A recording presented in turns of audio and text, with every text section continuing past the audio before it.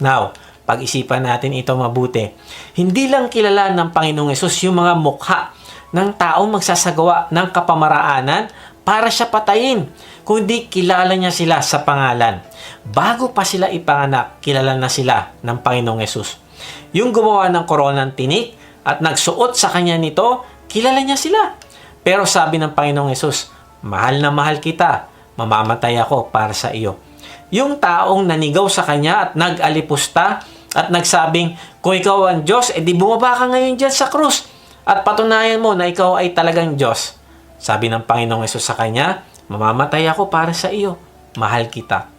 Yung mga sundalo na bumugbog sa kanya hanggang sa mamaga yung kanyang mga mata na halos hindi na siya makakita. Sabi niya, mahal kita, mamamatay ako para sa iyo. Yung mga taong namumuhi sa kanya, sabi niya, mahal ko kayo, mamamatay ako para sa inyo. Yung mga taong magpapako sa kanya sa krus, sabi niya, mahal ko kayo, mamamatay ako para sa inyo.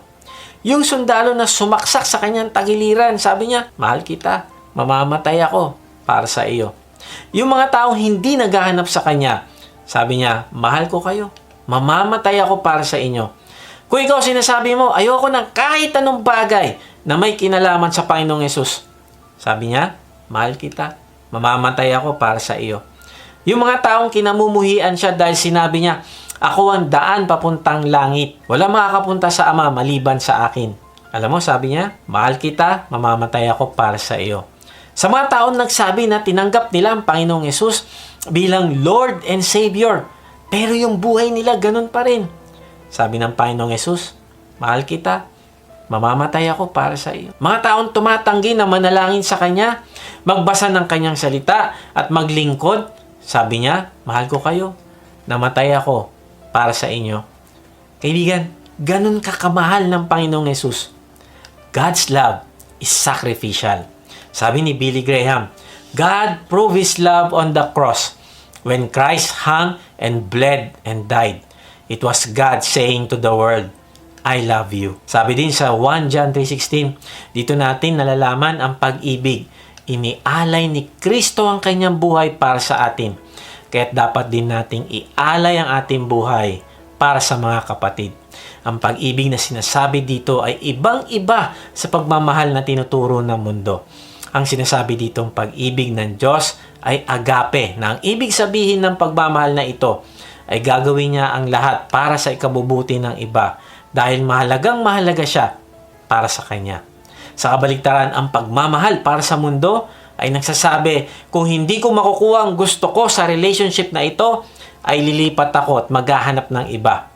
Kaya nga, ang ating wedding vows, ang sabi doon, for better or for worse, for richer or for poorer, in sickness and in health, till death do us part. Anong sinasabi sa ganitong wedding vows? Ay ang pagmamahal ay sacrificial. Ang ibig sabihin ay, i-give up ko ang isang bagay para lang mapakita ko ang pagmamahal ko sa iyo. I-give up ko ang aking rights. I-give up ko ang aking pride. I-give up ko ang pagkamuhi ko sa iyo at kagustuhang magiganti. Ang pagmamahal ko ay sacrificial.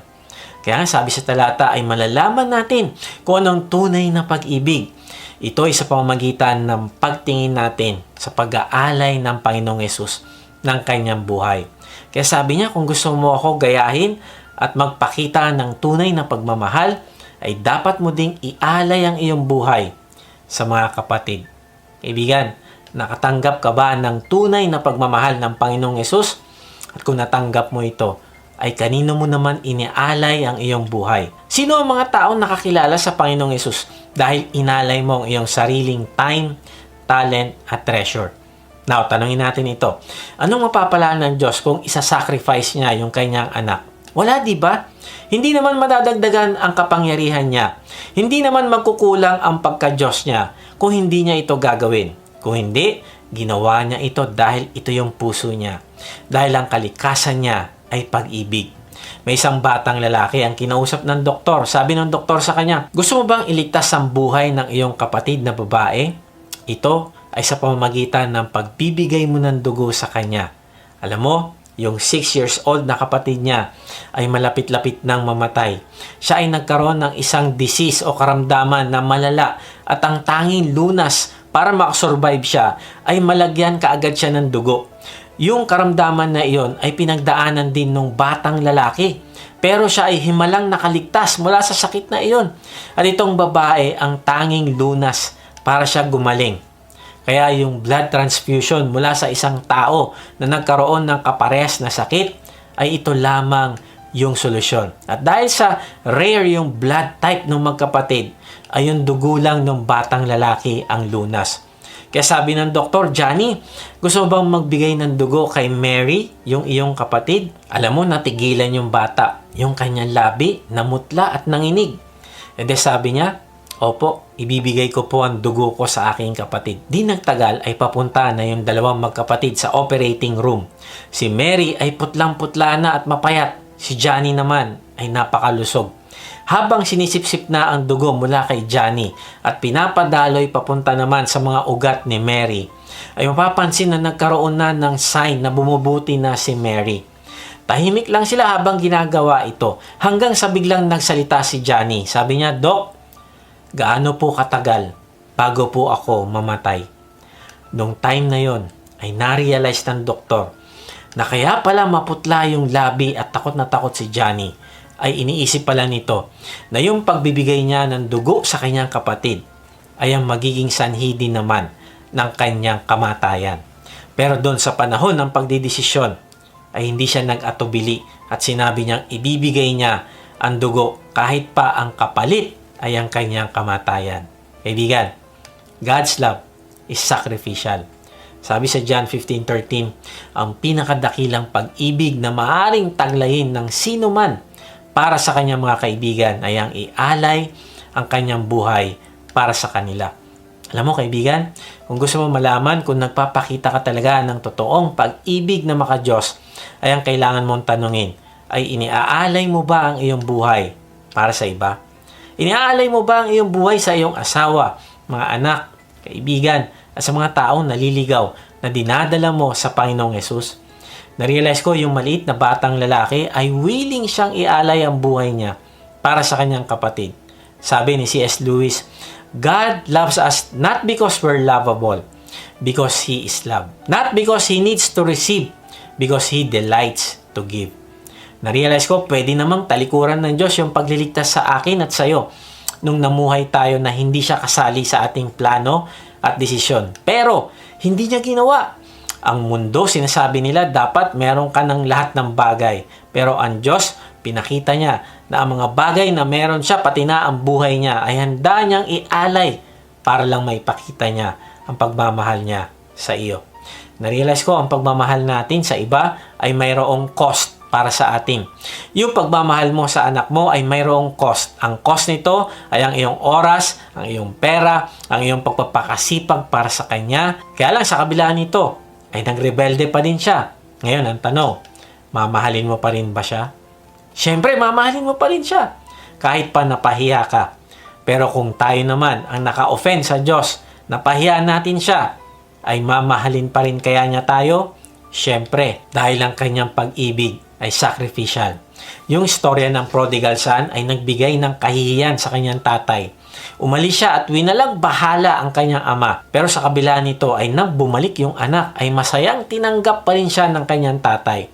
Narealize ko din, yung mga mag-asawa sa araw ng kanilang kasal, parang sinasabi nilang sinasakripisyo ko na yung mga dati kong gawi.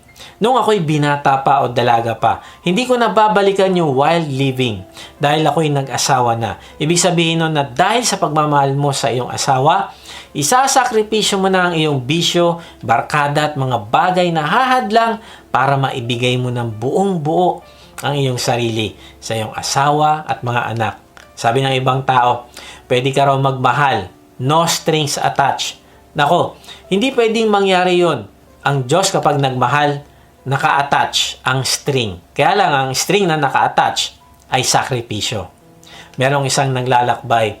Nahulog siya sa isang butas na parang balon at hindi siya makalabas. Maraming mga taong dumaan na nakikita siyang naghihirap sa butas. Dumaan ng isang sensitive person. Sabi niya, Alam mo, ramdam ko yung nararamdaman mo. Tapos, dumaan naman ng isang philosopher. Sabi niya, alam mo sa laki ng butas na yan at dyan pa nakalagay, meron talagang babagsak at babagsak dyan.